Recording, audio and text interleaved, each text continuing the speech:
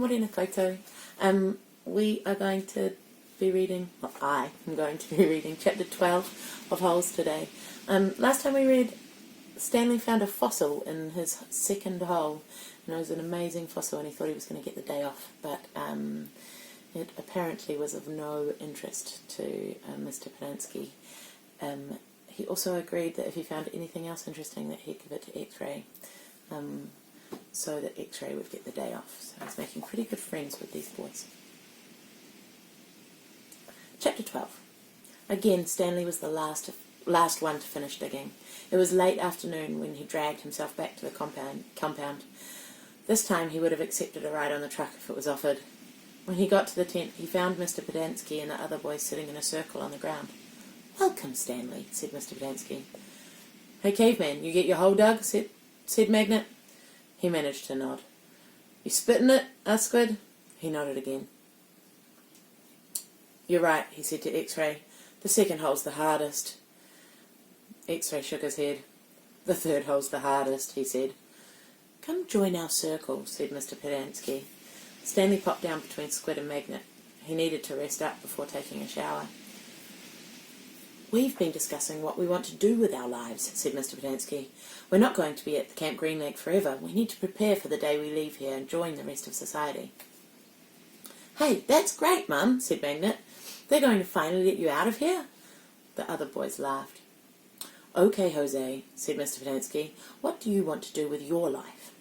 "I don't know," said Magnet. "You need to think about that," said Mr. Polanski. "It's important to have goals, otherwise you're going to end up right back in jail. What would you like to do?" "I don't know," said Magnet. "You must like something," said Mr. Polanski. "I like animals," said Magnet. "Good," said Mr. Polanski. "Does anyone know of any jobs that involve animals?" "A vet," said Armpit. "That's right," said Mr. Polanski. "You could work in a zoo," said Zigzag. "He belongs in a zoo," said Squid, and then he and X-Ray laughed. "How about you, Stanley? Any ideas for Jose?" Stanley sighed. "Animal trainer," he said. "Like for the circus or movies or something like that."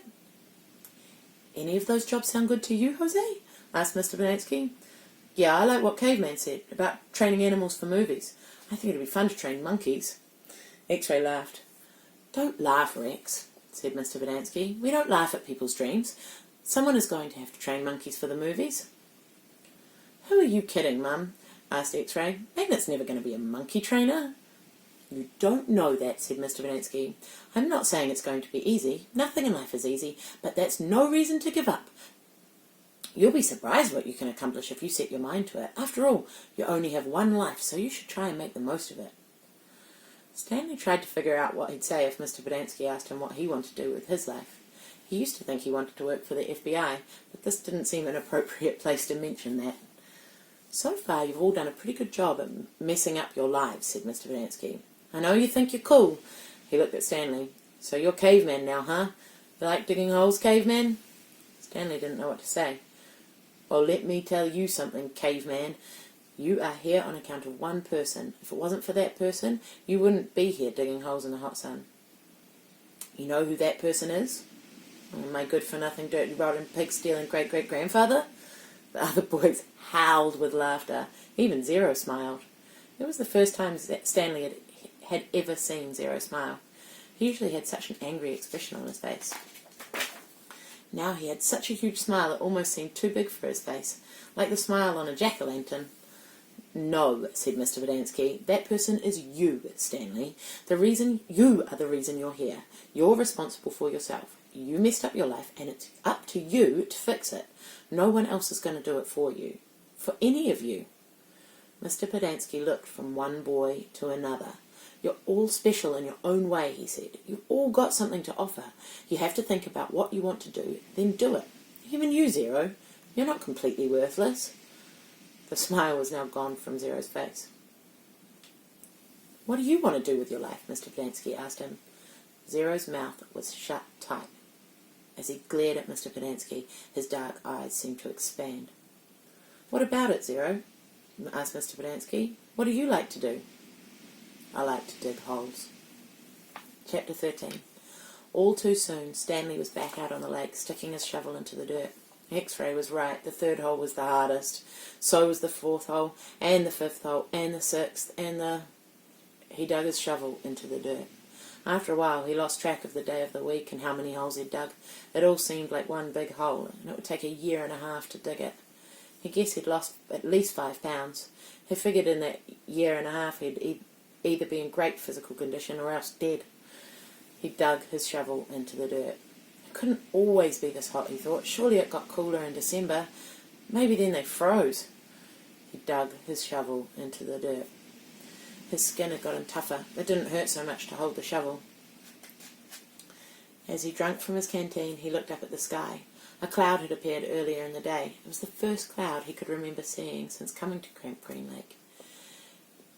He and the other boys had been watching it all day, hoping it would move in front of the sun.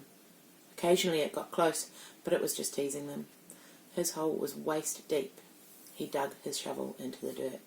As he dumped it out, he thought he saw something glisten as it fell into the dirt pile. Whatever it was quickly buried. Stanley stared at the pile a moment, unsure if he'd even seen it. Even if it was something, what good would it do to him?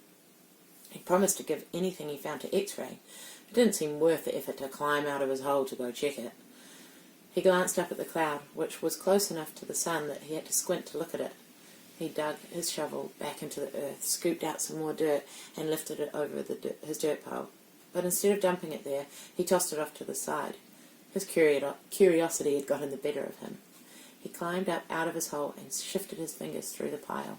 He felt something hard and metallic. He pulled it out. It was a gold tube, about as long and as wide as the second finger on his right hand. The tube was open at one end and closed at the other. He used a few drops of his precious water to clean it. There seemed to be some kind of design on the flat, closed end. He poured a few more drops of water on it and rubbed it on the inside of his pants pocket. He looked again, and the design engraved into the flat bottom of the tube. He could see the outline of a heart with the letters KB etched inside it. And in the book it has a little picture of the KB. He tried to figure out some way that he wouldn't have to give it to X-ray. He could just keep it, but that wouldn't do him any good. He wanted a day off. He looked at the large piles of dirt near where X-ray was digging. X-ray was probably almost finished for the day. Getting the rest of the day off would hardly do him much good. X-ray would first have to show the tube to Mr. Sir, or Mr. Bodansky, who would then have to show it to the warden. By then X-ray might be done anyway. Stanley wondered about trying to secretly take the tube directly to the warden. He could explain the situation to the warden, and the warden might make up an excuse for giving him the day off, so X-ray wouldn't suspect. He looked across the lake toward the cabin under the 2 oak trees. The place scared him. He'd been at Camp Green Lake almost 2 weeks, and he still hadn't seen the warden. That was just as well. If he could go the entire 1.5 years without seeing the warden, that would be fine with him. Besides, he didn't know if the warden would find the tube interesting. He looked at it again. It looked familiar. He thought he'd seen something like it somewhere before, but couldn't quite place it. "What you got there, caveman?" asked Zigzag. Stanley's large hand closed around the tube. "Nothing. Just, It was useless. I think I might have found something." "Another fossil." "Another fossil?" "No, I'm not sure what it is." "Let me see," said Zigzag. Instead of showing it to Zigzag, Stanley brought it to X-ray. Zigzag followed. X-ray looked at the tube, then rubbed his dirty glasses on his shirt and looked at the tube again. One by one, the other boys dropped their shovels and came to look. "It looks like an old shotgun shell," said Squid. "Yeah, that's probably what it is," said Stanley. He decided not to mention the engraved design.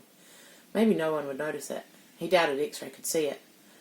"No, it's too long and too thin to be a shotgun shell," said Magnet. "It's probably a piece of junk," said Stanley. "Well, I'll show it to Mum," said X-ray. "See what he thinks. Who knows? Maybe I'll get the day off."